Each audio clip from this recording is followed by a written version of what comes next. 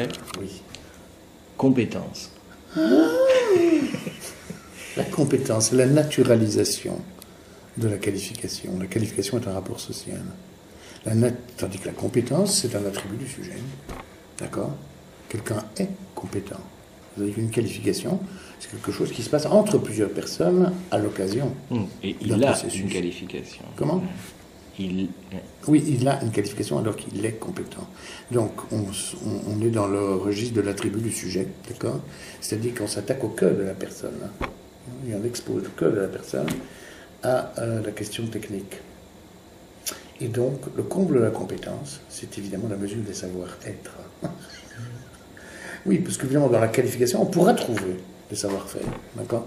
Mais des savoir-être, ça relève de la compétence. Et donc c'est extrêmement grave d'avoir reconverti, alors je ne sais pas comment c'est chez vous, mais chez nous l'évaluation à l'école, c'est le livret personnel de compétences. Enfin, Oui, si tu veux. bien sûr. Mais c'est très préoccupant ce truc-là. C'est très préoccupant, oui, parce que ça fait de l'école non seulement un lieu de reproduction élargie des inégalités. Oui, ce qui était déjà le cas, enfin, ça c'est pas une qui grande était déjà le nouveauté. cas, mais ça devient un lieu de stigmatisation des individus, dans leur individualité.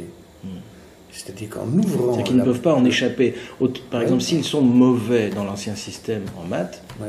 ils ne sont que mauvais en maths, enfin je veux dire. Et ça peut toujours se solutionner. Tandis que si tu es un être mauvais, parce que ta compétence en particulier... Oui, encore que la note avait déjà cet effet. Quand tu avais 3 sur 20, tu valais 3 sur 20. Oui, oui, tout à fait. Donc il y avait un effet de stigmatisation, bien sûr. Mais ici, la stigmatisation ne vise plus ton avoir, il vise ton être, ta singularité. Et donc là, on est dans la destruction, un appareillage de destruction de l'humain, oui. C'est totalement effrayant. Oui. Et d'autant plus qu'alors, dans les processus, alors, tout de même, qui sont des processus collectifs d'éducation, de formation, de production, etc., tout à fait. Tous les processus de production sont des collectifs. Et donc la qualification, elle te situe dans un collectif. C'est pour ça que c'est l'expression d'un rapport social.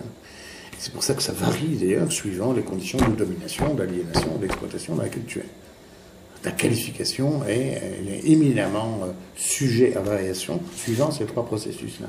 C'est un truc que Matteo Lallouf, chez nous, un tout grand sociologue du travail, a magnifiquement travaillé dans sa thèse de doctorat sur la qualification, puisée aux meilleures sources au XIXe siècle, notamment chez Marx, mais aussi chez quelques successeurs, et ça s'appelle Le temps du labeur. Le temps du labeur. C'est un ouvrage fantastique. Je le prête très bien, mais il est à Bruxelles. Je peux le trouver. Alors, il y a des sociologues comme Philippe Zarifian, par exemple, chez nous, qui ne sont pas contre le management par la compétence, enfin, qui disent attention, ça amène des choses intéressantes aussi, enfin, ça renouvelle le rapport dans l'entreprise, des choses comme ça. Enfin, mais je vois bien ce qu'il faut dire. Parce que ça prend en compte de la subjectivation de plus en plus croissante, si tu veux, des rapports de travail. Tout à fait. Donc ça, c'est lié, tu le sais bien, à la 3e clé du système de patates, qui est la clé de la tertiarisation. La tertiarisation est cette époque de l'économie capitaliste où il y a réincorporation de la culture dans la socio-économie, c'est-à-dire le processus inverse de l'industrialisation, d'accord, mais avec la puissance d'action des technologies nouvelles. Le résultat, c'est effectivement l'immatérialisation du processus de production, sa complexification et sa subjectivation. D'accord ? Et donc, il devient effectivement techniquement indispensable de manager les subjectivités et les intersubjectivités. C'est là que la notion de compétence prend tout son sens. Mais, et s'il est au service d'un système d'exploitation, de domination, et d'aliénation, c'est pour faire le pire. Si maintenant on la mettait au service de la démocratie économique, ça permettrait de commencer à interroger la notion de plaisir, la notion de création dans le travail, et de reconnaître la dimension culturelle du travail. D'accord ? Et donc là, il y a un potentiel révolutionnaire.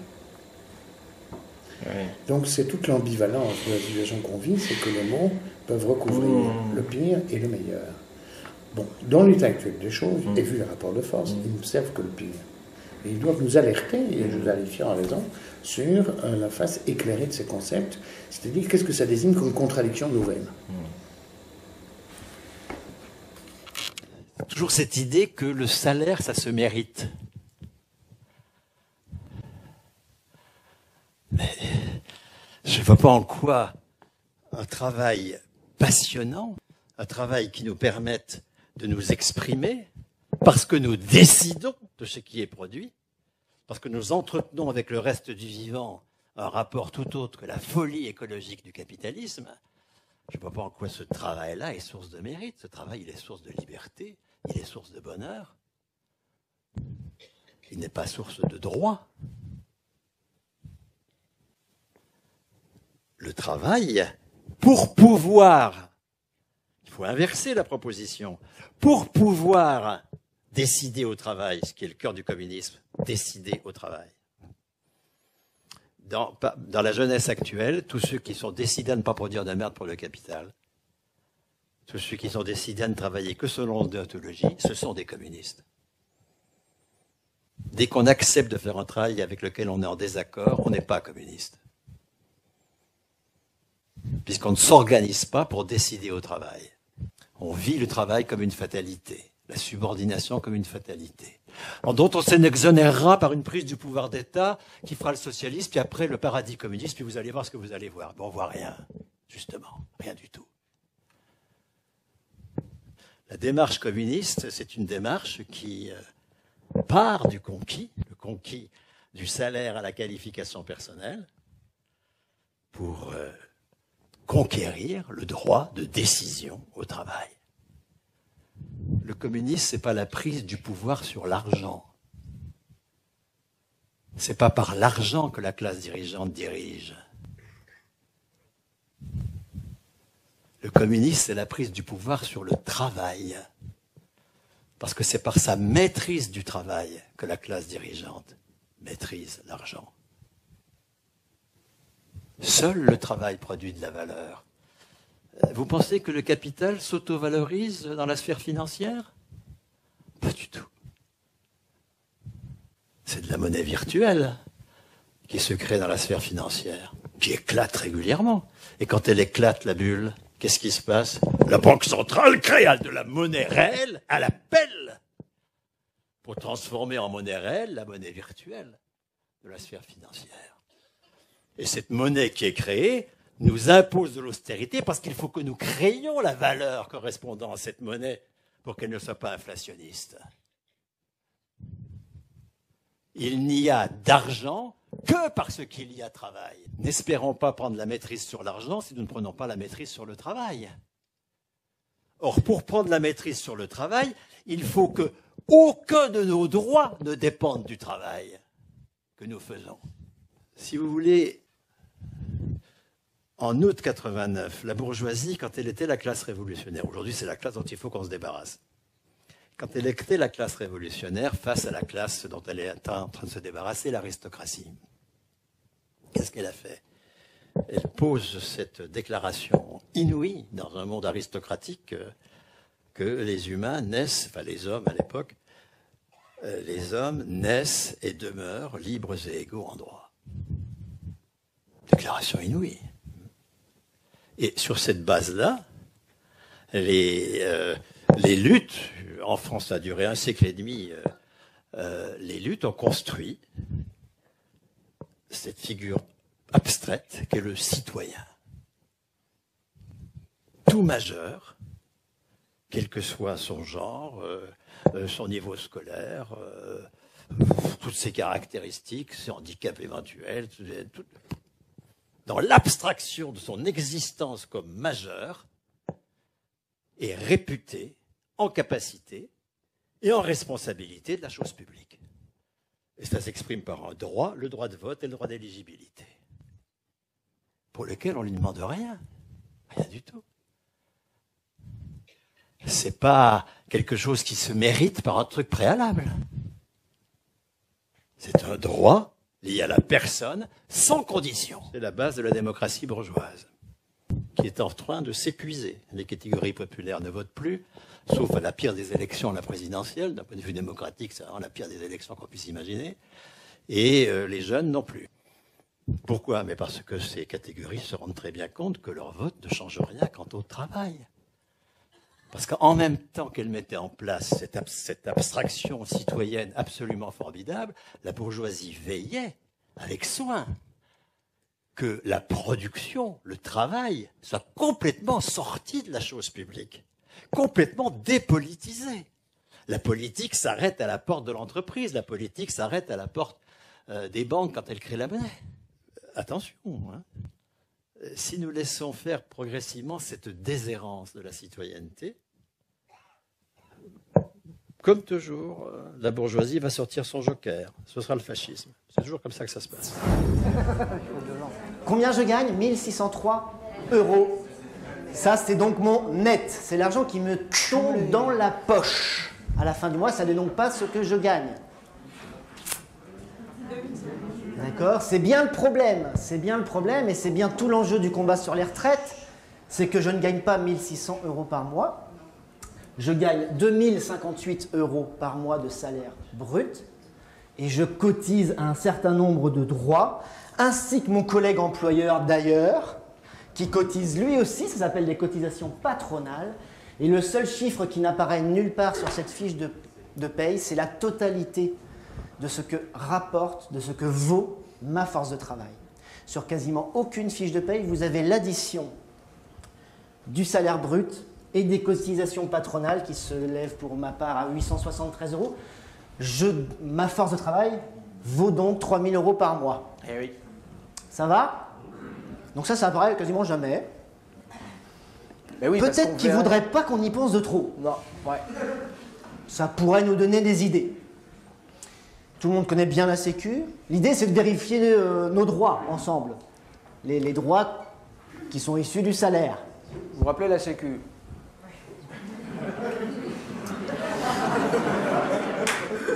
Vous savez qu'elle était unique au début. Il y en a qui connaissent cette histoire? Non? Ah ben, à la Libération, le patronat ayant massivement collaboré, ayant dès 1932 les grandes entreprises nationales françaises, Schneider, etc., les banques ayant négocié avec Hitler cette défaite qui n'est tout sauf une défaite militaire, etc. Enfin, je veux dire, le patronat ayant collaboré massivement, il a juste à fermer sa gueule. Et en 1945, on arrache tout ça, tout. Et on arrache notamment la sécurité sociale, c'est-à-dire l'assurance contre tous les risques de la vie. Tous les risques de la vie. On est limite dans un État socialiste. Et c'est une caisse unique. Elle n'est pas encore découpée en différentes branches. Ça va être le début de la destruction du système. C'est une caisse unique contre tous les risques de la vie. Mais attendez, vous avez un patronat qui a juste le droit de se taire et vous avez un parti communiste à 24% qui est armé. Eh, attendez, là on a un PC à 1,9. Mais je veux dire, actuellement, dans la bagarre sur les retraites, on aurait un parti communiste armé à 24%, elle aurait une autre gueule, la discussion sur les retraites, tu vois. Tu as 24% de communistes, tu vois. On touche pas aux retraites. Non, on touche pas, c'est bon, c'est bon.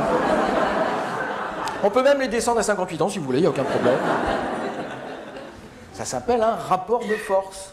Vous voyez? C'est comme quand Sarkozy nous dit qu'il veut moraliser le capitalisme, il dit c'est fou de notre gueule. Il nous prend pour des bacs à douche, quoi. Je veux dire, la nature du capitalisme, c'est de la prédation, d'accord? Moraliser le capitalisme, ça veut dire vous arrivez dans la jungle, puis vous avez un tigre qui arrive. Et là, vous lui dites couchez, Kiki.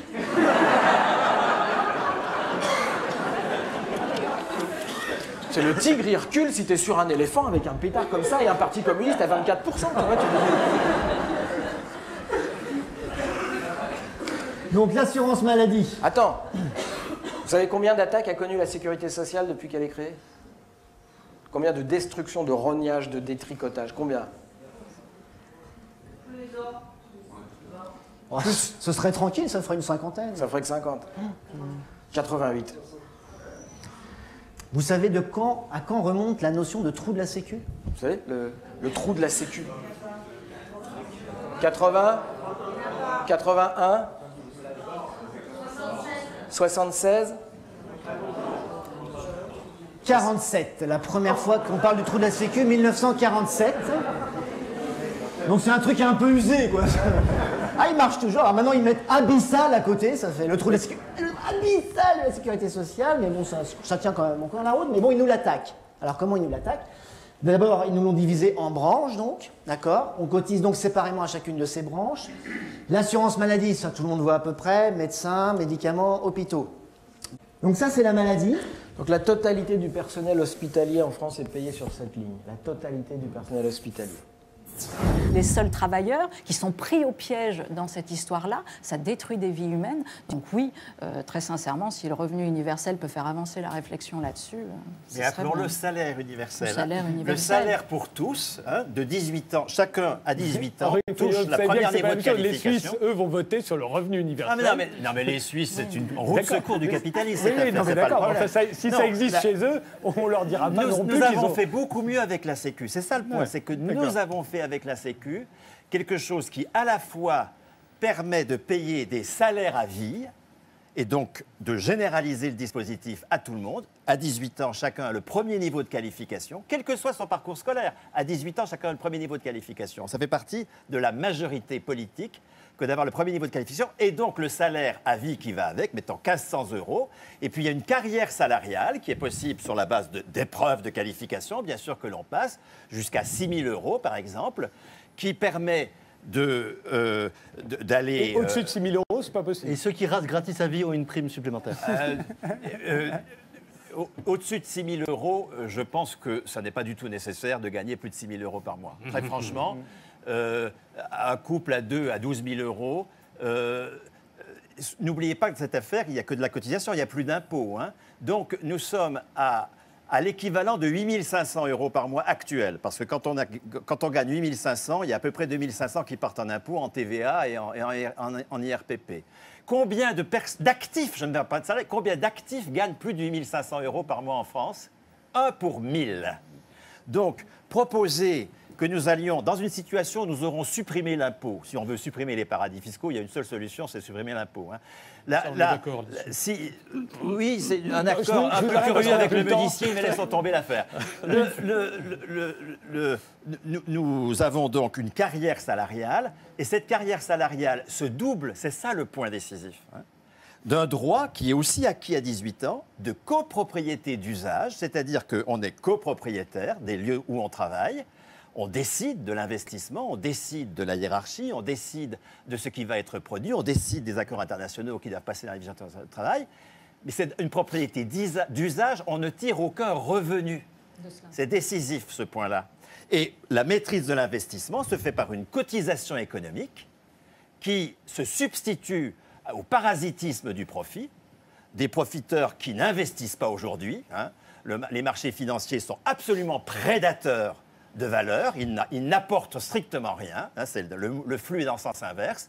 Nous avons fait la preuve que le capitalisme ne peut plus assurer, dans des pays développés comme le nôtre, l'avenir de notre production, notre avenir commun. Il faut passer à ce que la sécurité sociale, dans son expérience, rend possible, salaire à vie pour tous, et propriété d'usage des entreprises, de toutes les entreprises. Le revenu de base, c'est un gros piège à con. Depuis quand est-ce qu'une mesure qui est réclamée par la droite, par le MEDEF, depuis des années, est une mesure qui est bien pour nous?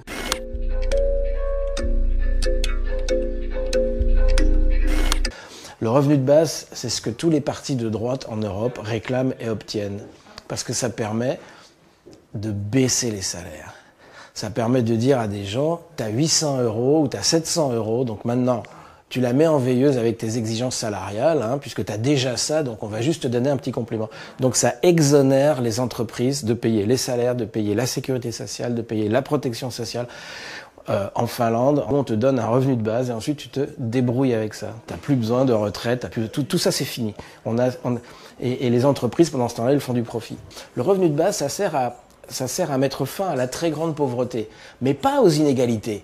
Pendant ce temps-là, les inégalités, elles continuent de s'envoler. Et donc le revenu de base, c'est anti-politique. C'est vraiment le truc contre lequel il faut se battre. À gauche, il faut se battre contre le revenu de base. Ou alors il faut le mettre à 2000. Revenu de base à 800 €, je ne peux pas prendre un loyer, je ne peux pas prendre un appartement, je ne peux rien faire. Je peux juste fermer ma gueule, puisqu'on me donne 800. La fascisation du management, c'est que il ne suffit plus de dresser les corps. C'est ce que faisait l'ingénieur Taylor. Il s'agit de dresser les consciences. Et de dresser même plus que les consciences. Parce que la conscience, le subconscient, l'inconscient. Il s'agit de dresser le subconscient et l'inconscient. C'est-à-dire de dresser les émotions profondes, si possible. Et dresser les émotions profondes, c'est le comble du management. Et c'est bien ce qui explique qu'aujourd'hui, enfin, De Jour explique ça merveilleusement dans La souffrance en France, hein, ce qui explique qu'aujourd'hui, la souffrance au travail. La souffrance au travail aujourd'hui n'est pas qu'aujourd'hui les contremaîtres auraient pris des fouets dont ils disposaient au 19e et dont ils ne disposent plus aujourd'hui. Ils disposent d'autres fouets, beaucoup plus graves, beaucoup plus profonds, qui effectivement n'impriment pas des marques dans les corps, mais impriment des marques dans les consciences, les subconscients et les inconscients. Ça, c'est le fondement de ce qu'on appelle les burn-out. Deux sociologues de mes amis, M. Luc Boltanski et Alev Chiapello, dans un article, dans un ouvrage dont le titre devrait vous réjouir, Le nouvel esprit du capitalisme, se sont mis en tête de comprendre comment il se faisait que nous acceptions le capitalisme, alors que nous en comprenons les dégâts quotidiennement. Et donc ils ont eu l'idée d'aller chercher la doctrine du capitalisme, sa théorie, dans les ouvrages de management. Puisqu'un ouvrage de management, monsieur, si je comprends bien votre façon de penser, c'est la théorie de l'exploitation mise dans un livre, comment nous exploiter, comment nous extorquer le maximum de plus-value avec le minimum de salaire, etc. Et donc ils ont eu l'idée de rentrer dans un ordinateur tous les mots de 90 ouvrages de management des années 60. Et puis ils ont rentré tous les mots de 90 ouvrages de management d'aujourd'hui pour voir qu'est-ce qui avait changé dans la structure culturelle du capitalisme. Alors, mesdames et messieurs, quand ils ont fait tourner leur logiciel d'analyse du langage pour voir la fréquence d'apparition des mots, ils se sont aperçus qu'en 1960, le mot le plus souvent cité dans 90 ouvrages de management était le mot hiérarchie. Bon, normal. On voit bien pourquoi il faut apprendre à nos futurs dirigeants à raisonner en termes de hiérarchie. Alors, je vous pose la question, en tout cas je la pose à ceux qui n'ont pas vu le spectacle. Combien de fois le mot hiérarchie est-il cité dans 90 ouvrages de management de l'année 1999 ? Bravo, madame. 0. Mesdames et messieurs, le mot hiérarchie a disparu de la théorie du capitalisme. Alors je vous pose cette question complémentaire. Selon vous, mesdames et messieurs, la hiérarchie a-t-elle disparu des entreprises ? Non. Et si vous pensez effectivement comme moi qu'elle n'a pas disparu et qu'à bien des égards elle s'est renforcée, mais qu'on ne peut plus la nommer comme hiérarchie, alors on ne peut plus non plus la penser comme hiérarchie. Et le syndicalisme a un problème. Parce que autant il est possible de mobiliser un collectif de travailleurs contre une hiérarchie, autant il est extrêmement malaisé et complexe de mobiliser des individus contre ce qui tient lieu désormais de hiérarchie mais n'en porte pas le nom. Mesdames et messieurs, quel est selon vous le mot number one du capitalisme contemporain tel que le plus souvent cité dans 90 ouvrages de management de l'année 1999 ? Challenge. Équilibre. Équipe, pardon. Non, ceux qui savent ne le disent pas. On laisse chercher les autres. Alors ? Collectif, actionnaire, décideur, manager, résultat, synergie, productivité, collaborateur. Ah, vous tournez autour, mais il est beaucoup plus fort que ça, il est magique. Solidarité. Ah ouais, vous tournez autour. Non, mais sauf que ceux-là, on les voit venir. Si vous voulez, c'est comme partenariat. Quand la banque vous dit qu'elle est votre partenaire, vous voyez venir. Non, vous sentez le truc, quoi. Vous voyez. Chez moi, il y a une affiche à Quimper, c'est l'armée, premier partenaire des jeunes. Non, celui-là, on ne voit pas venir. C'est pour ça qu'il est magique. Mondialisation, non. Il est bien, hein. Mesdames et messieurs, je vous présente notre ennemi à tous. Attention, je vais faire des malheureux.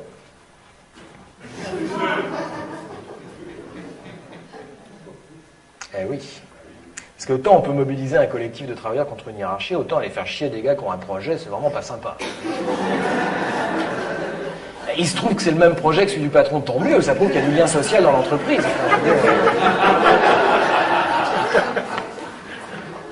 Mesdames et messieurs, cette espèce de saleté est tellement positive, qu'il a envahi notre façon de penser à un point que nous ne pourrions probablement plus penser en dehors de cette catégorie-là aujourd'hui. En 20 ans à peine, en une génération, ce mot qui était à peu près inexistant du discours public est devenu le mot numéro 1 du capitalisme. Nous pensons que des jeunes doivent faire des projets. Nous disons de certains jeunes, ils n'ont pas de projet. Et nous pensons que les vieux doivent faire des projets, les pauvres doivent faire des projets. Parfois, leur aide sociale est conditionnée à un projet. Nous pensons que les gens qui ont le plus de mal à se projeter dans l'avenir doivent faire des projets. Les seuls à qui on ne demande pas de projet sont les riches. Hein, vous avez peut-être remarqué. Nous pensons que nous devons avoir un projet de vie. Manifestement, vivre ne suffit plus. Il nous faut maintenant transformer notre vie en un processus productif permanent. Hein. Et il faut manifester notre désir de produire, hein, en ayant un projet de vie. Et donc cette espèce de saleté-là est un mot qui, sans que nous nous en rendions compte, transforme tout ce qui bouge en une marchandise, selon la définition marxiste de la marchandise, pour les trois qui restent dans la salle. Marchandise est un bien ou un service réalisé dans des conditions professionnelles qui testent sa pertinence sur un marché avec un bien ou un autre service équivalent. Et donc, mesdames et messieurs, quand il y a une vingtaine d'années, un éducateur travaillait avec des jeunes, il travaillait dans le moyen, voire le long terme, il travaillait sur 8 ans, sur 9 ans, sur 10 ans pour changer les mentalités. Aujourd'hui, il monte un projet avec des jeunes. Ce projet va durer 1 an. Ce projet a un début, mais surtout, il a une fin. Ce projet n'est pas fini, qu'on est déjà en train de préparer le projet suivant. Ce projet sera évalué positivement, même s'il a complètement raté. Nous n'avons plus le droit à l'échec, sans quoi nous n'avons pas la subvention. Quand on n'a plus le droit à l'échec, c'est le fascisme. Ce projet va entrer en concurrence avec tout un tas d'autres projets sur le marché de la subvention. Je pense que ce mot veut dire en réalité produit. Et que ce truc-là transforme ce qui jusqu'à maintenant n'était pas une marchandise, de l'amour, de la santé, de la culture, de l'éducation, transforme ça en marchandise. Et donc le fruit est mûr pour être cueilli par le privé. Mesdames et messieurs, il va falloir se débarrasser de ce truc-là. Mais ça ne va pas être facile. Parce qu'il va falloir le faire. Il va falloir le faire ensemble, oui. Non, vous comprenez bien, vous êtes tout seul, vous n'avez aucune chance. Alors moi, je vous suggère que vous tous ici, hein, sur, je sais pas moi, dans le 10e arrondissement, vous fassiez savoir au pouvoir financeur que plus jamais vous ne déposerez de projet, mais que vous voulez quand même l'argent. Et que vous êtes prêt à expliquer pourquoi. Et que vous en avez marre de faire la démonstration de votre utilité sociale tous les ans, ça suffit, d'accord, etc., etc. Enfin, moi voilà, monsieur, j'aimerais parler avec vous des heures encore de ça, mais enfin, même les révolutionnaires sont parfois obligés de respecter les horaires. Ce colloque touche à sa fin, mesdames, messieurs. Je voudrais vous délivrer mon message final. Mesdames, messieurs, le capitalisme est une saloperie. Nous avons reçu une lettre en notre nom propre, ce qui est très très rare dans les pratiques de la République. Chaque Français a reçu une lettre dans sa boîte à lettres, en son nom propre. Et cette lettre, c'est une lettre avec un petit schéma. Sur le petit schéma, vous aviez 3 petits bonhommes qui payent pour 2 petits bonhommes. On vous disait ça, c'est aujourd'hui. Et on vous disait, mais en 2040, il n'y aura plus que 2 petits bonhommes, il va falloir payer 3 petits bonhommes. Et on parlait de jeunes et de vieux, on ne parlait pas d'actifs et d'inactifs. Hein. Il y a 3 jeunes pour 2 vieux, et après il n'y aura plus que 2 jeunes et il y aura 3 vieux. Et là, moi, je me suis fait avoir. C'est mort.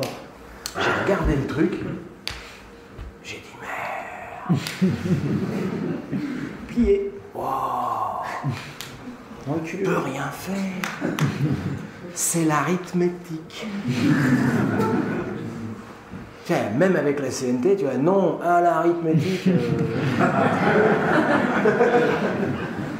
Puis là, je suis tombé sur le fameux Bernard Friot. Bernard Friot. Là, Bernard Friot, il m'a dit, mais t'es complètement con. Je dis, ouais, Bernard, d'où tu me parles comme ça? Ça s'est pas passé comme ça, hein. C'est un grand monsieur, il est docteur en économie, docteur en sociologie, prof à Nanterre, bref. Donc, bref, Friot Il me dit, mais enfin, ça marche pas ton truc là de jeune et de vieux, réfléchis. Si tu suis le raisonnement de Raffarin, alors, en 1945, il y avait, je sais plus, 15 millions, 20 millions de paysans pour nourrir, 15 millions de paysans pour nourrir 30 millions de Français, oui, 45.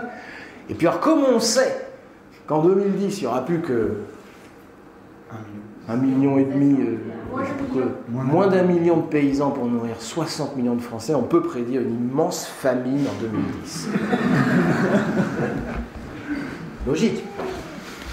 3 égale 2, 2 égale 3. Ouais, je dis, donc tu me prends la tête là avec tes paysans là, c'est quoi ton truc là? Vas-y. Je dis, puis là j'ai une idée de génie, je dis, ça marche pas ton truc, qu'est-ce que tu fais des gains de productivité dans l'agriculture? Et là il me regardait avec un petit sourire. Puis là j'ai fait, oh le con. Mais qu'est-ce que je suis con? Mais je suis con. Et ouais, parce que ce que ne dit pas le petit dessin de Raffarin, c'est que les deux de 2040, ils produiront autant de richesses par rapport à ceux de 1990 que 4 travailleurs. On appelle ça les gains de productivité. La dernière fois qu'on a doublé le PIB en France, ça a mis 17 ans seulement. En 17 ans, on a doublé la richesse produite. Ça serait faux s'il y avait une récession. Mais ils n'arrêtent pas de nous dire que la croissance sera là. Eux, ils disent ça. Ils nous le disent. D'accord? Et si on prend les chiffres, et là c'est les chiffres les plus pessimistes, si on prend les chiffres les plus pessimistes du Conseil d'orientation des retraites, c'est-à-dire 1,7% de croissance, parce que eux ils plafonnent, il y aura 2,4, alors 2,4 c'est d'accord, mais à 1,7%, on a un doublement du PIB. Juste là c'est mort. Ok, 3-2, 2-3, c'est mort. Par contre, 3-2, 4-3, on sent bien que c'est gagnable, justement. C'est pour ça qu'ils les ont pas mis, les petits bonhommes. Parce que là, on sent que ça va être un peu dur de passer, mais c'est jouable. Donc, ça vaudrait le coup de se battre. La question, c'est pas combien il y a de jeunes, combien il y a de vieux. On s'en fout. La question, c'est est-ce que ceux qui bossent là fabriquent la richesse suffisante pour payer ceux qui sont là? C'est la seule question qui va. La richesse sera-t-elle produite? Oui ou non? Même s'il n'y a qu'un seul jeune pour financer tout le PIB, ça passe.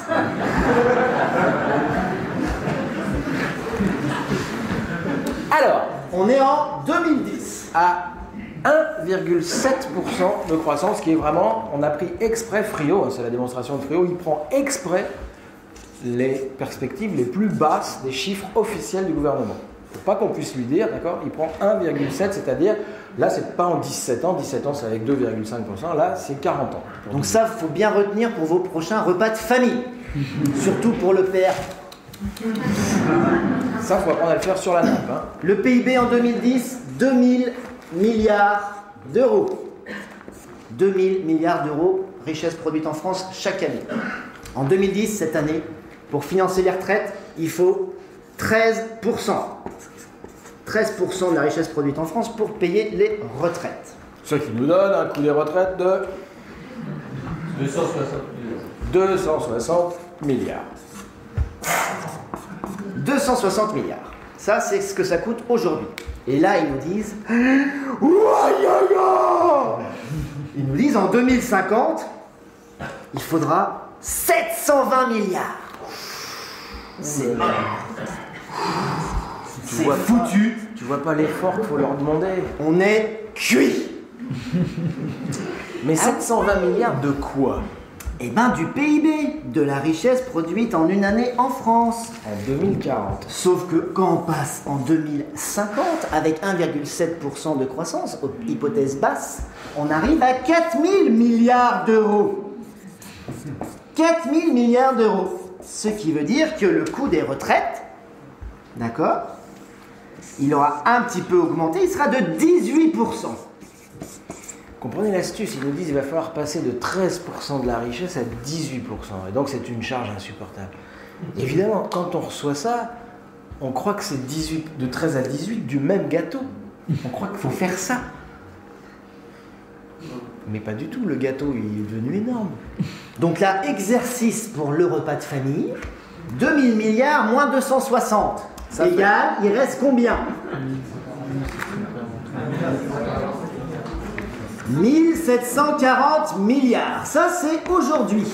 Même question pour 2050. 4000 milliards moins les 720 milliards pour les retraites. Il reste combien? 3280 milliards. Ah, il reste des sous. Il en reste pas mal, dis donc. Ah, mais ils en ont encore. On pourrait peut-être avoir notre part du gâteau. Non, parce qu'on était inquiets pour eux. Bien, faut arrêter avec les gâteaux. Hein. Moi, je vous rappelle le slogan de 68, nous ne voulons pas une part du gâteau en plus, nous voulons toute la putain de boulangerie. Friot va même plus loin. Il chiffre si on revient sur toutes les défaites précédentes. D'accord? On revient tous à 37,5 annuités. Départ à 60 ans. On revient sur la réforme Balladur, qui fait qu'on va calculer la retraite dans le privé, non plus sur les 10 meilleures années, mais sur les 25 meilleures années, ce qui pète le montant des pensions. Okay? On revient sur tout ça. On revient sur la réforme des complémentaires. Il suffit de rajouter 3%. Donc il faut monter à 21% pour pouvoir refinancer la totale. 21. 3 plus 18, 21, ça va? Mon Dieu.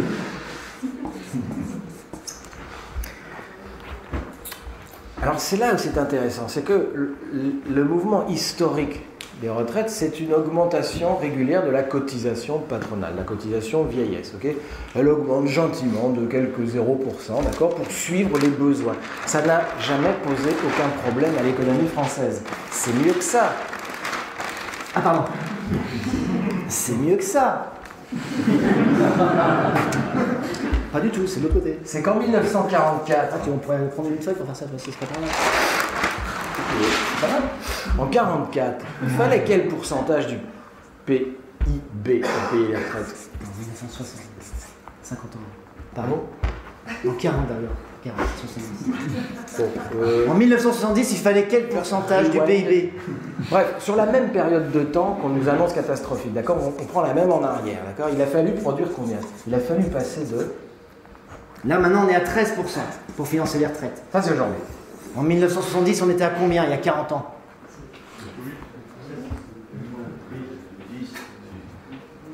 Pas mal, pas mal. 8. 5. Non, ça c'était...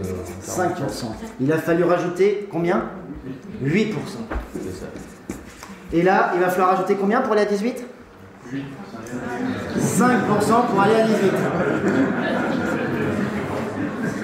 Faut répéter là avant de la faire sur la nappe. Au resto. Autrement dit, l'effort qu'il a fallu consentir sur les 40 années précédentes a été un effort de 8 points, d'accord? L'effort qu'il va falloir consentir sur les années suivantes n'est plus qu'un effort que de 5 points. Autrement dit, nous ne sommes pas dans une accélération du coût des retraites, nous sommes dans une décélération. Elles augmentent moins vite, d'accord? C'est-à-dire que les retraites coûtent en réalité de moins en moins cher, ou plus exactement, elles pèsent de moins en moins lourd sur... Comprenez l'astuce? L'effort à fournir sera moindre. L'économie française est extrêmement bien portée, elle a supporté une augmentation de 8%. Est-ce qu'elle est incapable de supporter une augmentation de 5%? Ils nous prennent pour des lapins de 3 semaines. Des fois, on dit ils sont forts. Non, on est cons. Personnellement, la dernière fois que je me suis fait avoir par la pédagogie gouvernementale, c'était quand Sarkozy a fait un de ses discours de gauche, là, il en sort un tous les 3 mois. Et là, c'était sur un tiers, un tiers, un tiers. Alors, suivez bien, moi je me suis fait avoir, mais enfuler, mais direct. Hein. Alors donc, ok, il y a des sous qui sortent du système, d'accord? Ce qui sera bien, c'est qu'on les partage. Juste après l'écroulement, la crise économique et tout ça, va falloir humaniser le capitalisme, les copains, ok? On s'y met. Hein. Couchez Kiki. Donc on ferait 3 tiers. 1 tiers pour l'investissement, 1 tiers pour les salariés et 1 tiers pour les actionnaires. C'est cool. C'est cool ce mec. C'est équitable. Alors en plus c'est bien orchestré, le lendemain le MEDEF monte au créneau, gueule, c'est inadmissible, etc. Je me dis c'est bizarre qu'il propose ça, le gars, vous ne compreniez pas trop. Bon. je commence à creuser un peu la question. Donc là, j'apprends, mais ça, tout le monde le sait, que sur l'assiette de la richesse, en 20 ans, on a reculé de 10 points dans le partage des richesses en France. D'accord? En 20 ans, on était à 70% pour les salaires, 30% pour le capital. On a perdu 10 points. 10 points, ça veut dire qu'on est descendu à 60-40. Ça a l'air de rien, 60-40 comme ça dans l'assiette, ça va vite. Mais comme l'assiette, c'est 2000 milliards d'euros, la richesse produite, ça fait 200 milliards dans l'os chaque année en moins pour cotiser à toutes les caisses qu'on a vues tout à l'heure sur la fiche de paye. D'accord? D'où le trou de la sécu. Abyssal. Abyssal. D'où les retraites qu'on n'arrive plus à fournir, etc. Ok? Donc là, ils disent par exemple qu'il y aura 35 milliards de déficit pour les retraites. Ok, mais si on avait les 200 milliards qu'on ne s'est pas fait chourer, ça irait déjà mieux. Hein? Et alors là, le mec, il nous fait un plan socialisme complet. Ah tiens, on partage tout, les gars. Moi, je comprends rien à son truc et tout. Et j'ai cru seulement, hein. Parce que, en fait, l'investissement, il le décompte autrement dans les autres modèles. D'accord? Donc, en fait, ce qu'il nous propose, c'est un tiers. Si on veut comparer ça et ça, en fait, c'est 50-50, en fait. D'accord? Quand tu as enlevé le tiers pour l'investissement qui va de toute façon au patronat, ok? Parce que personnellement, je touche pas beaucoup dans l'investissement, d'accord? L'investissement, c'est quand on construit des usines, on renouvelle le matériel, etc. Donc, en fait, ce qu'il nous propose, c'est 50-50. C'est de perdre encore 10 points. Sympa! Ça, c'est socialiste, tu vois. J'avais pas vu l'embrouille tout de suite. Bon, en fait, non, pas tout à fait, parce qu'il a dit que c'était que sur les profits qu'on ferait ça. Ouais, d'accord. Et en plus, le tiers pour les salariés, ce serait sous forme pas mal, sans doute, de stock option ou d'actions, tu sais, parce que c'est vraiment un super plan, ça. On te file les actions de ta propre boîte pour t'intéresser aux résultats, tu vois. Comme ça, tu as intérêt à ce que des copains soient licenciés pour que l'action monte.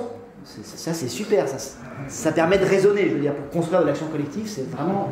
France Télécom, ils ont super bien bossé là-dessus. Mais voilà, c'est ça le mensonge des retraites, c'est qu'il n'y a absolument aucun problème économique, il faut juste continuer.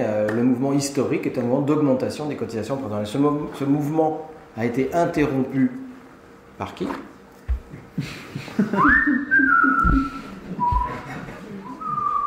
Coupure, changement de cassette. C'est bon, c'est Là bien. que tu peux prendre ta boîte pour le du coup, c'est maintenant. Voilà. Donc voilà, l'idée, si vous voulez, l'idée de Friot, enfin l'idée des gens qui se battent là-dessus, c'est de dire que c'est pas du tout un problème économique. Rocard a interrompu le mouvement historique d'augmentation de la cotisation patronale pour repayer les retraites. Il a interrompu, c'était le gel des cotisations patronales. D'accord, ça a été proposé par les qui l'a fait, hein, ça a été mis en place par la droite. Mais je veux dire, c'était bien Rocard et Bérégovoy qui ont préparé ce truc-là. Et donc, nous sommes dans une phase anti-historique, anhistorique. Hein, le travailler plus pour gagner plus, c'est le contraire de notre histoire. Notre histoire, jusqu'à maintenant, ça a été de travailler moins, de moins en moins, pour gagner de plus en plus. Et bien, ce mouvement est interrompu, et donc il faut nous faire croire, qu'il y a un problème économique, donc ce qui est débile, absolument faux, deux, que c'est un problème de génération démographique, c'est-à-dire que c'est des jeunes qui payent pour des bus, c'est absolument faux, ce sont des actifs qui payent pour des travailleurs libres, pour des inactifs, d'accord? Et donc la question c'est ça, est-ce que la richesse sera là? Et donc, pour finir avec la partie chiante du spectacle, il faut juste démonter la retraite par capitalisation. D'accord? Donc, en fait, l'épargne. Donc, je ne sais pas si vous vous souvenez tout à l'heure, sur la fiche de paye, moi, je contribue par tranche de 500 € tous les mois aux retraites. Ok. Et donc, ce qu'ils essayent plutôt de nous faire croire, c'est que j'épargne. En fait, c'est comme si j'avais une brouette toute ma vie, et que tous les mois, je mettais 500 € dans ma brouette. Ma brouette. Ça, c'est fondamental à comprendre. Schling, 500 €, ok. Schling, j'ai 1000 €. Aucun rapport entre mon travail 500 € et ma retraite. Aucun rapport entre mon travail et ma retraite. Ça, c'est dur à avaler. Là, on n'a pas le temps. Il faut plus, mais il n'y a aucun rapport. Il faut absolument qu'ils nous fassent croire que notre retraite est le fruit de notre travail, ce qui est idiot. C'est le fruit du travail collectif, d'accord? Qu'est-ce qui se passe en vrai avec les 500 € qu'on a vu tout à l'heure? Je les mets dans une boîte? Pas du tout. Les 500 €, on les donne, et il y a un système de répartition. C'est ça le système qu'on a en ce moment. D'accord? Les 500 €, ils passent même pas à la banque. Schling, direct, c'est donné aux retraités. D'accord? Donc justement, c'est ça qui fait chier le capitalisme, c'est qu'en plus, ce fric-là ne peut pas fructifier, tu vois. Ils ne peuvent pas boursicoter avec, ils ne peuvent pas le placer. Il est réparti tout de suite. Donc à la fin de ma vie, ma boîte est vide. Tout le fric qu'on m'a cotisé là, il a été déjà donné aux retraités toutes les années où j'ai bossé. Ça va, c'est clair ça? Ça, c'est la répartition. On nous dit ça va pas marcher, ce serait peut-être bien d'en mettre un peu de côté de la fraîche parce que comme les retraites ça va être dur, ce serait peut-être bien. Tous œufs dans le même panier, vous voyez, ça serait prudent de prendre Donc moi, de l'épargne retraite. Allez, j'y vais. Allez, je prends une assurance vie, on me dit qu'il y a des super pourcentages sur l'assurance vie. Oh, GG. Alors je mets 100 € par mois, bon ok, d'accord. Donc toute l'année, 100 €. 100 € déjà, il faut les sortir quoi. Cling, cling, cling. À la fin de l'année, 1200 €, d'accord? Je vais à la caisse d'épargne ou au crédit patate. Est-ce que vous pensez que quand j'apporte mes 1200 € de l'année, est-ce que vous pensez que le mec de la caisse d'épargne met mon fric dans un frigo pour pouvoir me le refiler quand je serai à la retraite? Non, en fait non. T'as pas mis les 100 premiers euros que déjà, lui, il les place. C'est d'ailleurs pour ça qu'il peut te promettre plutôt 5, 6, 7, 8%. Parce qu'il va les placer, il va les jouer en bourse, et c'est pour ça que, soi-disant, ça va prendre de la valeur. Ok? Donc, c'est pas dans un frigo. Et c'est ça qui n'est pas facile à comprendre. Il va même en placer plus, puisqu'il a le droit de multiplier par 9 cette somme. Une classe dirigeante n'est riche que parce qu'elle exploite le travail. Et donc, l'enjeu de pouvoir, c'est pas l'argent, c'est pas de prendre le pouvoir sur l'argent, c'est de prendre le pouvoir sur le travail. Et une classe dirigeante, la lutte de classe, elle porte sur le travail, pas sur l'argent. C'est tout à fait fondamental, ça. Sinon, on va se battre pour une meilleure répartition de l'argent, pour prendre aux riches, je sais pas quoi. On oublie complètement que la classe révolutionnaire qui a réussi, c'est la bourgeoisie. Au XIIIe siècle, et dans la situation où on est aujourd'hui, c'est-à-dire que c'est une classe dominée, qui est en train de se construire, comme classe révolutionnaire, face à la classe dominante, qui est l'aristocratie. Et la bourgeoisie, elle ne va pas piquer dans la poche des riches, et pourtant les aristocrates ont une insolence de l'argent incroyable, aussi forte que les Arnaud ou les Google ou je sais pas qui, enfin les capitalistes aujourd'hui. Mais la bourgeoisie, elle n'a pas pris des sous dans les poches de la bourgeoisie. Non seulement elle n'a pas pris des sous dans la poche de la bourgeoisie, mais elle a même payé l'impôt en reconnaissance que c'était une classe dirigeante. Et puis elle a dit « Je t'emmerde. Je ne bosse plus pour toi. Je ne fais plus la taille et la corvée. Je ne forge pas mes chaînes en travaillant. Je vais travailler autrement. Je vais définir autrement le travail. Je vais produire autrement. » C'est ça, les révolutionnaires. Les révolutionnaires, ce sont ceux qui s'organisent pour sortir le travail des pattes de la classe dirigeante. Le travail, pas les sous. C'est pas par la fiscalité qu'on sort du capitalisme. Dernier point, c'est comment continuer à affirmer face à la réforme l'institution communiste du travail.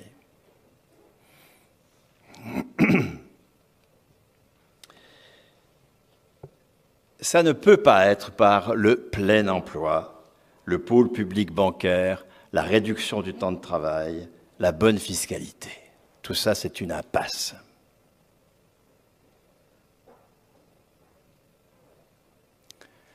Prenons les 35 heures, dont on propose aujourd'hui qu'elles deviennent 32. Ce n'est pas moi qui ai eu comme charge de travail obligatoire 156 heures par an qui va être contre le passage aux 32 heures hebdomadaires. C'est encore beaucoup trop. 4 ou 5 heures par semaine, dans certains lieux, c'est très largement suffisant. On ferait moins chier le monde si on était moins souvent, parfois, au boulot. D'accord. Donc la question n'est pas là. Ne me faites pas dire ce que je ne dis pas. Mais penser que c'est le partage du travail qui va résoudre la question est totalement aberrant. C'est qu'on accepte la définition capitaliste du travail ne travaillent que ceux qui mettent en valeur du capital, les autres dépensent. Et donc c'est une quantité fermée qui, en plus, si on en croit Stigler, va encore diminuer au cours des prochaines décennies. Et donc, il faut le partager. Voyez, être révolutionnaire, être fidèle à ce qu'a pu faire la bourgeoisie face à la féodalité, et nous avons la même responsabilité aujourd'hui face à la bourgeoisie, c'est non pas mieux partager le travail du servage, c'est transformer le statut politique du travailleur, transformer le serf en homme libre, femme libre sur le marché du travail.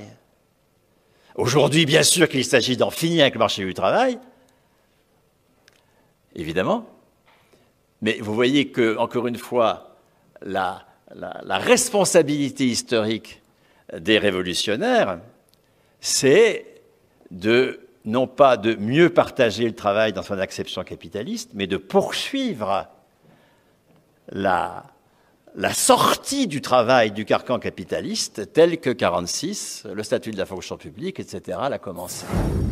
L'escroquerie du système de domination parlementaire dans lequel nous vivons, c'est que, au lieu de nous demander notre suffrage pour décider, pour voter, voter c'est décider, on nous appelle aux urnes pour nous demander d'élire. Or, élire n'est pas voter. Élire, c'est renoncer à voter. Élire, c'est pas décider, c'est décider qu'on ne va jamais rien décider. Quand vous acceptez d'élire,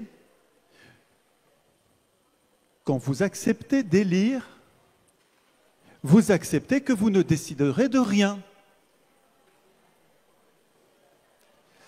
Et c'est difficile de prendre conscience de ça parce que depuis qu'on est petit, nos parents nous ont dit que la démocratie c'est l'élection c'est la démocratie. Répète mon petit, je répète, la démocratie c'est l'élection, ah bon. Et puis le professeur le dit, les maîtres, puis les profs le disent, puis les journalistes, la télé, les bouquins, tous les manuels, tout le monde dit partout, la démocratie c'est l'élection c'est la démocratie. Ben, on y croit, ben, bien sûr, tout le monde le dit. Alors que l'élection nous interdit la démocratie. Quand j'élis, quand nous acceptons d'élire, nous acceptons l'antidémocratie, un système dans lequel le peuple ne décide de rien. Et c'est une idée géniale d'avoir appelé démocratie un régime qui est son strict contraire, parce que ça nous empêche de penser. On ne peut pas penser à l'endroit avec des mots à l'envers. Il suffit de nous dire, mais la démocratie, mon vieux, vous l'avez. J'ai quitté la SCOP par incapacité personnelle à l'autogestion. Et donc je l'ai vécu comme un gros échec, en fait, un échec comportemental, tu vois. C'est-à-dire, je me suis dit, en fait, pour faire de l'autogestion, il faut des prérequis comportementaux. En fait, tout le monde ne peut pas en faire. Il faut des gens capables de ça. Et alors je me suis dit, il faudrait que j'essaie de faire la liste des qualités, enfin tu vois, humaines qu'il faut pour pouvoir être je parle d'une autogestion radicale. Hein. Et puis j'ai eu un doute sur ça. Enfin, j'ai un doute là-dessus. Je me demande si l'autogestion c'est pas une vache sacrée à gauche, c'est-à-dire une espèce de principe utopique sacré, enfin tu vois, je veux dire, à atteindre, mais en fait sans réflexion là-dessus. C'est-à-dire qu'en fait il suffirait en somme de créer une organisation et de décréter qu'elle est autogestionnaire pour qu'elle le soit, tu vois. C'est-à-dire de décréter qu'il n'y aura pas de hiérarchie, ce qu'on a fait, ce qui est une belle idée de déhiérarchiser les rapports, qu'il n'y aura pas de spécialisation, d'accord, que personne ne sera affecté à une tâche en particulier, enfin tu vois, un certain nombre de règles comme ça, et puis on y va. On y va et on se retrouve dans les réunions dans une violence extrême en fait. Et cette violence, soit on l'attribue à des capacités individuelles, en fait on fait de la psychologie si tu veux, on dit ben voilà, il y a certaines personnes qui sont capables de ça et d'autres non, soit on essaie d'en faire un effet de système. Et c'est là où, selon moi, on a besoin d'un système d'arbitrage. Enfin, moi, je peux pas vivre, enfin, je peux pas fonctionner si j'ai pas de recours, en fait. C'est-à-dire si le pouvoir est ouvert en permanence, quoi. Ça veut dire que si j'ai une idée que j'estime qu'elle est meilleure que les autres, ben je vais jamais lâcher, en fait. Je vais faire chier tout le monde jusqu'à ce qu'elle passe, tu vois, je vais entretenir le rapport de force, quand d'autres vont se soumettre au jugement commun en disant bon bah c'était pas mon idée mais ok j'accepte le jugement commun puis voilà j'en parle plus, enfin tu vois. Voilà. T'en penses quoi? J'en pense quelques petites affaires. La première c'est que je dirais que a priori je crois que le référentiel de l'autogestion ou des porteurs de l'autogestion est plutôt de type communautaire que sociétaire, c'est-à-dire se réfère plutôt à l'idée d'unité du groupe humain, plutôt qu'à l'idée de la division du groupe humain. Et ça me paraît évidemment le point de départ extrêmement fragile, qui renvoie peut-être, comme tu en faisais l'hypothèse, à l'hypothèse de la solidité des individus. Mais ça me paraît rarement correspondre à une réalité possible, sauf une réalité pathologique. Donc, personnellement, je crois plutôt que les groupes humains sont irréductiblement des sociétés, c'est-à-dire que leur destin est démocratique et de se reconnaître divisé, traversé par des contradictions, etc. Et on pourrait continuer avec Paul Ricoeur assez loin dans cette piste-là. Et que donc, le mythe autogestionnaire fonctionne plutôt comme un effaceur de cette reconnaissance initiale de la division. Ou, comme si tu veux, comme un mythe enchanteur de nous sommes déjà presque au-delà de cette division. Et donc, nous pouvons faire l'économie de la question du pouvoir. Et faire l'économie de la question du pouvoir, ou croire que ce pouvoir peut circuler de manière transparente et continue, c'est, me semble-t-il, prendre un risque considérable qui est de se livrer au rapport de force. Au rapport de force non régulé. Par absence d'un arbitre. Oui, par absence de procédure. Oui. De procédure. Par rapport, oui. Pas forcément le confier à quelqu'un. Mais le confier à quelque chose. Quelque chose qui est l'ordre juridique commun. Mais la décision collective n'est pas suffisante, n'est pas l'arbitre, tu vois, je veux dire, la majorité, je veux dire, on fait le tour de la table et puis par rapport à une décision, il y a une majorité qui se dégage, voilà, ça y est, l'arbitrage est fait, on peut pas... Ça c'est un régime d'assemblée permanente qui me paraît un régime constamment menaçant. C'est-à-dire que c'est un régime qui n'organise pas la division, tu vois. Ce qui est intéressant dans la structure tout à fait apparemment imbécile et élémentaire d'une association sans but lucratif, d'une association 1901 chez vous, c'est ne fût-ce que la division entre le législatif et l'exécutif. Même si on sait, comme d'habitude, que le législatif est condamné à l'impuissance, néanmoins, toute association qui veut se réformer doit passer par son assemblée générale. Et donc doit se confronter, à son propre tiers. Parce qu'en fait, l'assemblée générale, on a déjà oublié qui ils étaient, tu vois. Les fondateurs qu'on a rassemblés, les cousins, enfin, les amis, les rencontres, la famille, etc. Puis on les a mis sur le côté, parce qu'on ne fonctionne que dans l'exécutif. Et puis, on veut changer la loi, on a besoin des cousins, de la famille et des autres. Et donc, on se confronte à son propre tiers. Et c'est ça qui est intéressant. Et donc, le mythe autogestionnaire manque de tiers, manque cruellement de tiers, manque de triangulation. Et donc, ça donne plus que tout autre à la violence. Et c'est évidemment un paradoxe, puisqu'il naît dans, je dirais, un bêlement pacifique, qui est nous allons nous accorder ensemble, on fera un tour de table et on sera d'accord. Et on n'aura plus besoin de chef. Alors je ne dis pas qu'on a besoin de chef, mais on a besoin d'identifier le pouvoir. Quitte à ce que le pouvoir tourne, quitte à mettre des tas de règles et de procédures pour que le pouvoir puisse évidemment être limité, puisse être interrogé, puisse être mis en cause. Mais le fait même de postuler que l'absence de pouvoir sera moins violente que le pouvoir est d'une innocence confondante. Parce qu'en fait, c'est le contraire qui se vérifie. Un pouvoir sous contrôle, un pouvoir encadré par des règles dont on décide au niveau législatif, c'est-à-dire in tempore non suspecto, est bien moins violent qu'un pouvoir qui est constamment, je dirais, à la merci des humeurs et des rapports de force entre personnes. C'est ça. Et donc c'est la violence de nous comme individus personnes qui se livrent dans l'autogestion et que l'on tente de mettre à distance dans des procédures qui introduisent le droit. Et je peux te dire que dans mon expérience personnelle de vie, j'ai vécu une époque communarde. Et toutes ces communes se sont effondrées tout simplement sur le fait qu'elles étaient toutes nées, enfin toutes celles que j'ai connues dans les années 70, début des années 80 en Belgique, francophone. Ce que j'ai connu à l'époque, c'est l'effondrement de ces communautés sur l'absence de droit. Le droit pour nous était un instrument de la domination bourgeoise, facile. On avait donc décidé d'oublier le droit. Et puis on a commencé à se casser la gueule parce que la machine à laver tombait en panne parce que un de nos communards avait mis sa salopette pleine de clous dedans, mais qu'on n'avait pas pensé l'investissement, l'amortissement, une caisse de secours, enfin on n'avait pas pensé les mécanismes juridiques et socio-économiques de la solidarité. Donc on comptait sur la bonne humeur et la bienveillance de chacun. Et bien compter sur la bienveillance de chacun, c'est se réveiller avec la violence de tout le monde.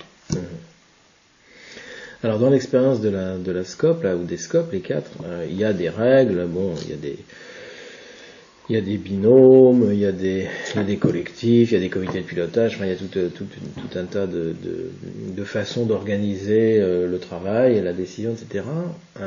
Mais je suis frappé de plusieurs choses. D'abord, il n'y a pas de sanction. C'est-à-dire que, à supposer que quelqu'un déconne, ce qui n'est pas interdit, moi le premier par exemple, quelle que soit la façon dont il déconne, je sais pas quoi, moi il fout rien, il vient pas, il pète un plomb, enfin j'en sais rien, il y a 36 façons de déconner dans un collectif, mais la notion de sanction, elle est quasiment imprononçable. Tu vois, on est de gauche, on est dans une aventure collective, il n'y a pas de punition, quoi, tu vois, enfin bon bref. Sauf que là encore, moi j'ai un problème avec ça, c'est que s'il n'y a pas de sanction, rien n'est sanctionnable, enfin tu vois, enfin à part des faits qui seraient d'une extraordinaire sans conséquence. C'est ça. Et si mes actes sont sans conséquence, enfin, sauf les pousser à l'extrême, on est d'accord. Oui, la rupture de borne totale. Péter la gueule à quelqu'un physiquement, mais bon, oui, je veux dire, tout te présenter pendant plusieurs semaines, plusieurs mois. Mais sauf ça, je peux faire chier, je peux gueuler, je peux amener de la violence. Tu vois, je veux dire, il n'y a pas de sanction. C'est-à-dire, en fait, il n'y a pas. Il n'y a pas d'autre autorité qu'une régulation permanente de ça. On est en régulation permanente. Et le problème d'un système de régulation permanente, c'est qu'il est aussi livré à la capacité des uns et des autres de réguler. C'est-à-dire, il est livré à ceux qui parlent le mieux, à ceux qui argumentent le plus, à ceux qui jouent des rapports affectifs. Enfin, tu vois, il y a tout un tas de choses qui rentrent en ligne de compte. C'est tous les défauts de la démocratie participative, ce que tu désignes, tu vois. Tu vois, souvent à l'échelle municipale, on crée des procédures et des méthodes de démocratie participative qui, sous prétexte d'approfondissement de la démocratie, sont des procédures de contournement de la démocratie, et en ce particulier qu'elles permettent aux experts de marcher sur la tête des autres sous prétexte de participation. C'est assez connu, un aménagement du territoire. Tu crées une consultation sur un projet d'aménagement d'une place publique. Les architectes et les urbanistes du coin se précipitent sur la proie et écrasent de la tête les citoyens beaucoup plus que les élus l'avaient fait. Tu vois, parce que là, ils ont le savoir. Et dans la démocratie participative, par exemple, la compétence, le savoir, la manière de parler est beaucoup plus déterminante encore que dans le champ politique. Dans le champ politique, malgré tout, il y a quelques règles. Ça s'appelle des élections, par exemple. Mais en fait, ce qui est drôle dans le mythe autogestionnaire, c'est qu'il l'oublie, enfin il passe à côté d'une loi élémentaire des ensembles humains, qui est une loi de type théâtral. En fait, on est là pour jouer, tu vois. Oui, on joue des jeux de rôle. Et dans l'autogestion, on prend les rôles sérieux. Tu vois ?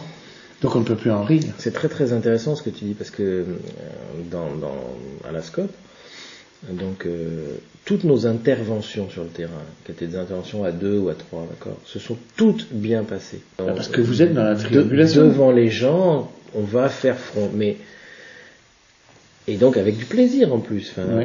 avec des interventions passionnantes, radicales, drôles, tout ce que tu veux. On se retrouve en réunion, ce qu'on appelle des soviets, nous, un conseil de travailleurs. C'est-à-dire, tu mets tous ces gens-là qui s'aiment et qui fonctionnent, tu les mets en réunion de coordination. C'est la guerre civile. Et c'est la guerre civile, c'est-à-dire que très rapidement, on est dans une situation de violence qui va durer quasiment 3 jours, enfin tu vois, dont on sort épuisé, Exemple, oui. Blessé. Oui, parce qu'il vous manque de tiers. Oui, parce que l'absence de structuration de la division dans des règles qui lui permettent d'être théâtralisé, de donner lieu à différents types de simulacres, vous met livré à vous-même, individu contre et avec individu. Alors quand vous intervenez à l'extérieur, vous êtes dans une scénographie, rien que d'être là, vous êtes un tiers. Et en plus, votre rôle est de créer le jeu de rôle, c'est-à-dire de trouver des tiers à l'intérieur. D'accord ? Donc chaque fois que vous intervenez, hop, vous vous divisez. D'accord ? Oui, vous divisez pour mieux dialectiser. Donc, forcément, vous montrez que les uns sont en face des autres, etc. Donc, dès que vous êtes là quelque part, vous êtes déjà 3. Vous et ceux que vous avez distingués, dissociés. Une fois que vous vous retrouvez entre vous, vous avez omis d'appliquer cette règle à vous-même, et donc vous êtes victime de vous-même, immédiatement. Parce que jusqu'à présent, on a évoqué une facette de la chose qui est, je dirais, la facette institutionnelle. C'est-à-dire, c'est quoi une institution ? C'est quoi la division juridique, mais donc quel est le jeu de rôle que structure une institution. Et dans l'autogestion, on risque effectivement d'effacer la distance de l'institution et donc de se retrouver tout simplement dans du groupal, de l'humain presque brut. C'est une dimension du problème. L'autre dimension me rappelle une conversation que j'avais eue quand j'étais beaucoup plus petit qu'aujourd'hui avec Robert Castel. Je me souviens qu'à l'époque, je travaillais beaucoup sur un mythe pour lequel il est assez facile de se passionner, qui est la question de l'autonomie dans le travail, la question de la capacité de se créer et de créer dans le travail. D'accord ?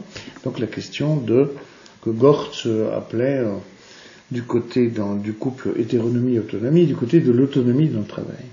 Et je me souviens d'avoir parlé de cela à Robert Castel, lequel avait pris rapidement un air assez horrifié en me disant « Luc, fais gaffe, fais vraiment gaffe. L'hétéronomie est la condition de la liberté. » Je dis « What, qu'est-ce que tu dis ?» En flamand, français, francophone, enfin en belge. Qu'est-ce que tu dis ? L'hétéronomie est la condition de la liberté, mais je croyais justement que l'autonomie, c'était la liberté. Enfin, qu'est-ce qui permet de dire à 4 heures, c'est fini ? L'hétéronomie. Donc, qu'est-ce qui permet, à partir de 4 heures, de dire je suis chez moi en moi ? L'hétéronomie. C'est l'hétéronomie qui est l'autre face de l'autonomie. Et donc, à partir du moment où tu postules l'autonomie dans le travail, tu postules une auto-exploitation infinie. Et donc, imagine en plus que tu n'es pas de patron. C'est ça. Imagine en plus que tu n'es pas de patron. C'était sa phrase. À ce moment-là, il n'y a plus aucune limite à l'auto-exploitation. Et imagine maintenant que tu sois en groupe.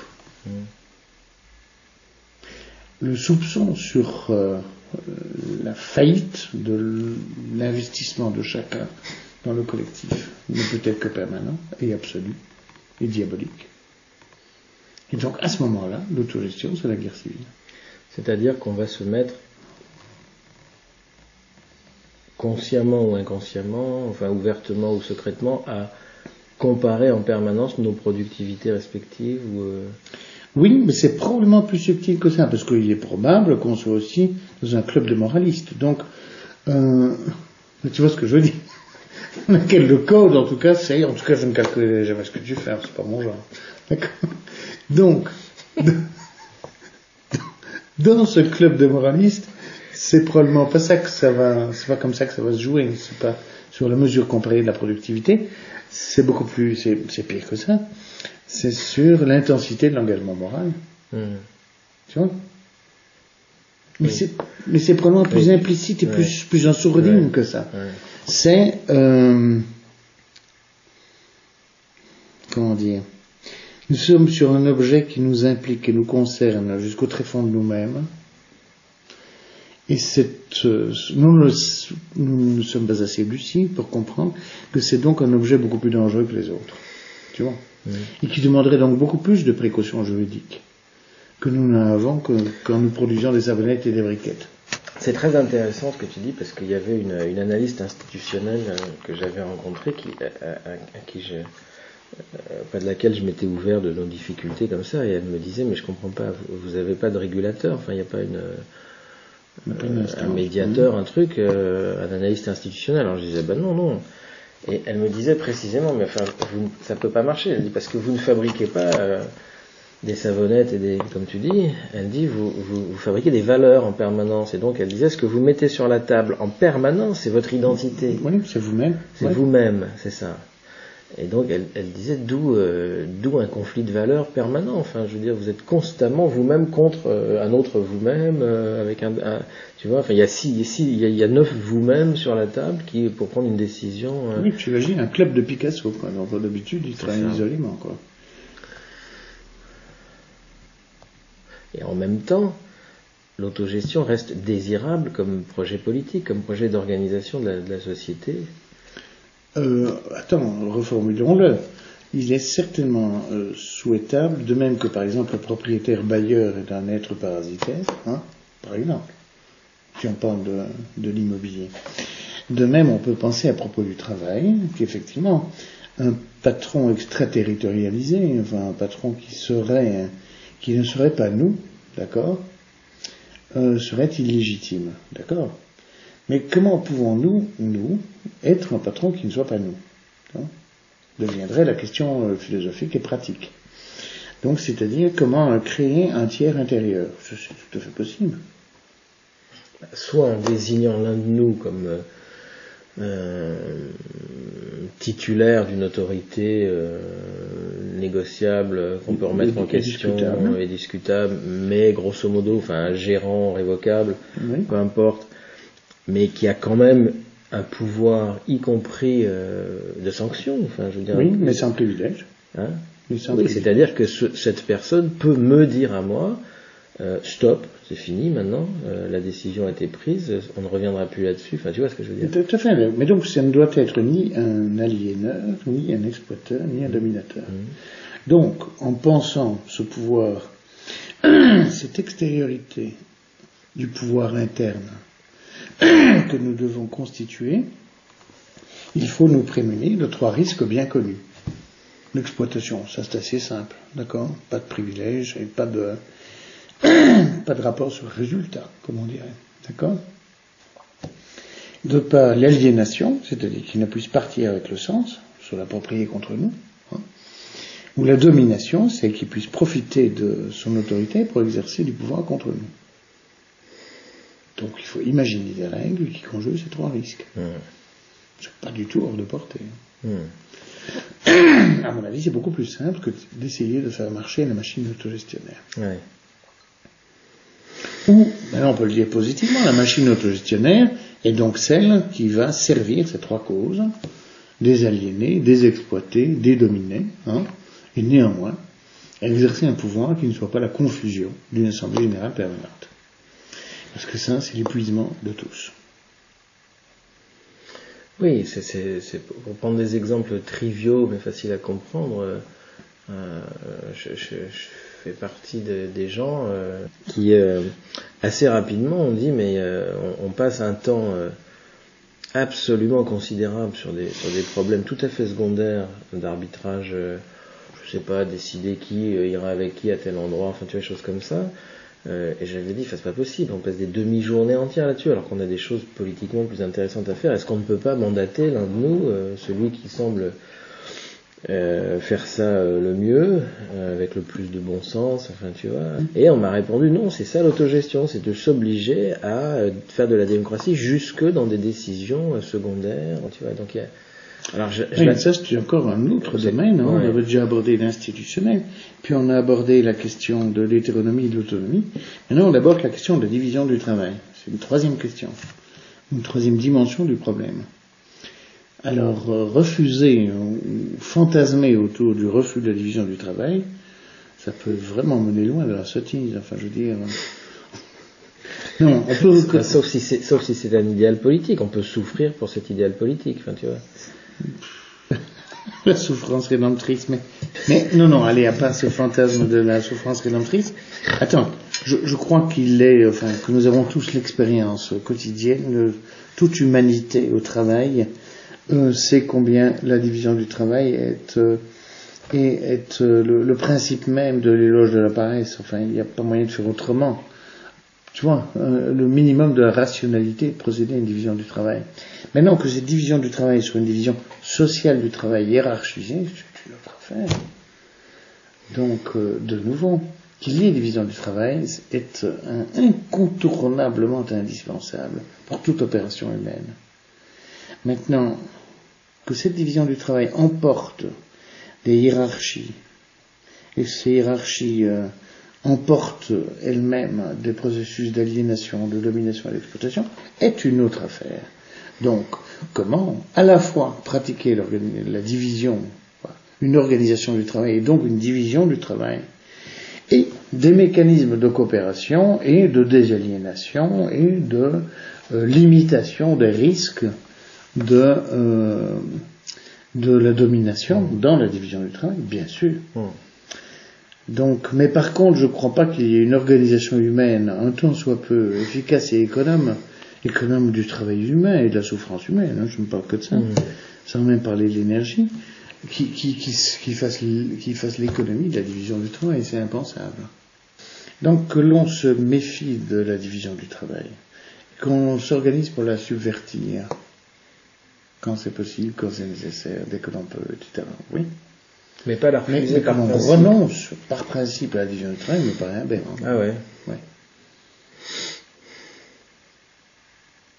Alors tu penses, toi, que des organisations autogestionnaires ont besoin d'un regard extérieur du type analyse institutionnelle ou médiation, enfin tu penses qu'ils... S'ils pouvaient déjà reconnaître leur propre extériorité interne, ça serait pas mal. Tu vois ce que je veux dire? Non, le problème du regard extérieur, c'est qu'il faut être capable de le mobiliser.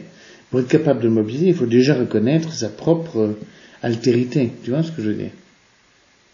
Si je reviens à ce qu'on avait entendu tout à l'heure par ta bouche, à savoir le rappel de la pensée de la démocratie par Paul Ricoeur. Réforme et délibération. Expression, analyse, délibération et arbitrage.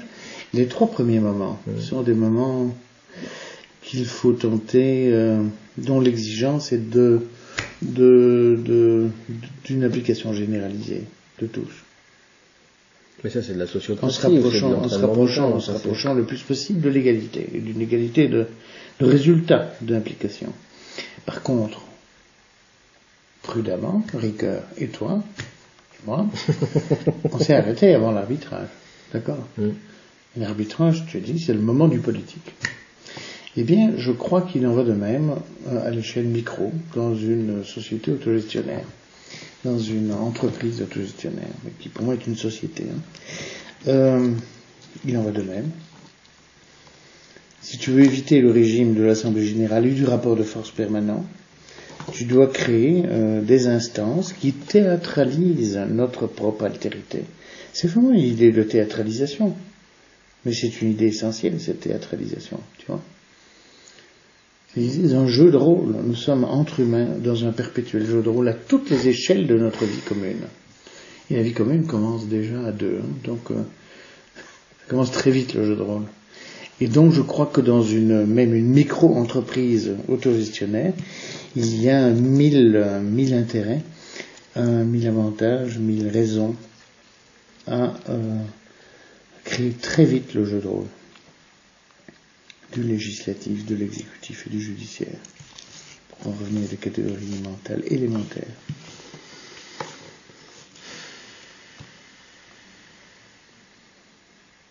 Et pour moi, ce n'est en rien une limitation ou un déni de l'idéal autogestionnaire. Si l'idéal autogestionnaire, c'est qu'il n'y a pas de fatalité à l'aliénation, la domination et l'exploitation. C'est les trois phénomènes conjurés, d'accord? Il n'y a pas de raison de faire une assemblée générale permanente pour lutter contre ça. Au contraire, dans un régime que je caricature en disant d'assemblée générale permanente, si on refuse la division des pouvoirs et la division du travail, et la division des rôles, et la division des fonctions, eh bien, on se livre à la violence, à savoir le meilleur parleur, le meilleur tchatcheur, le meilleur truc, le meilleur machin. C'est-à-dire qu'on revient à une espèce d'état de nature. C'est ça. On refuse des instruments de culture, et donc on revient au bon sauvage. Bonne chance. C'est ça. Le coup d'état permanent. Le coup d'état permanent, c'est ça. D'accord. C'est-à-dire qu'en cas de conflit interpersonnel, comme ça, il n'y a pas. Alors s'il n'y a pas, je suis livré à votre arbitraire et vous êtes livré au mien. Ben oui. Il n'y a plus rien qui régule ma propre violence. Tu vois ce que je veux dire? Très très bien. Mais écoute, c'est presque élémentaire. C'est que la loi protège le faible. En tout cas, une bonne loi bien pensée peut permettre de faire l'économie des rapports de force. En tout cas, de l'économie de la force des rapports de force. Les rapports de force, il y en a tout le temps. Oui, même si ces rapports de force se déguisent en argumentatifs, on est d'accord, puisque l'Assemblée Générale Permanente, c'est pas seulement des engueulades, c'est aussi des arguments à n'en plus finir. Enfin, c'est Habermasien en diable, ça, tu vois, bref.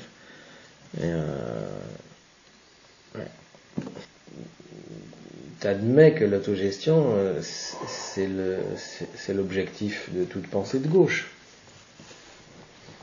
C'est de déhiérarchiser les rapports sociaux. Enfin, c'est d'abattre les hiérarchies. Enfin, non, c'est d'abattre les processus de domination, d'aliénation et d'exploitation. Il n'est pas dit que ça se passe. Il peut y avoir une hiérarchie juste, tu veux dire, ou légitime, je sais pas comment dire. Hiérarchie, le mot est ambigu. Hiérarchie ne veut pas dire inégalité. Donc je ne dis pas qu'il y a des inégalités justes.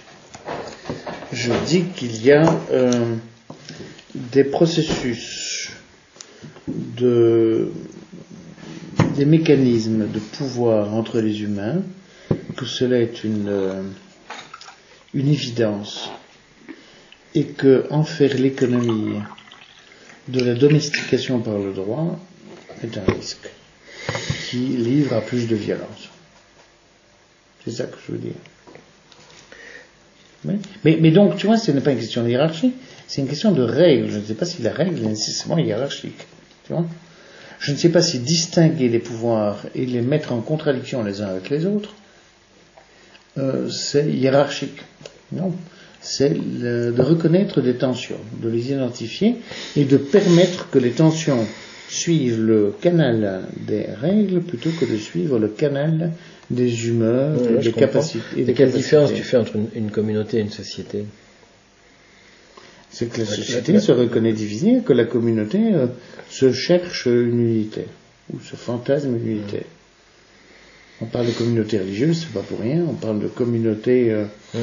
Enfin, toutes les communautés se réfèrent à un principe d'unité, qui, par hypothèse, non pas effacent leur division, mais fantasment l'effacement de leur division. Nul ne pense que des hommes et des femmes deviendraient unisexués ou polysexués par le simple fait d'appartenir à une communauté. Mais nous connaissons tous nous savons tous, à lire les informations et l'histoire de ces accidents communautaires, les risques qu'il y a à libérer les fantasmes communautaires. C'est-à-dire à libérer des fantasmes qui, en définitive, s'avèrent sectaires. Et sous prétexte de sortir du chemin des règles de droit, libère en définitive l'ordre d'un chef. Oui, à l'état de nature. Oui, un chef présent ou absent. Le chef absent est un dieu, mais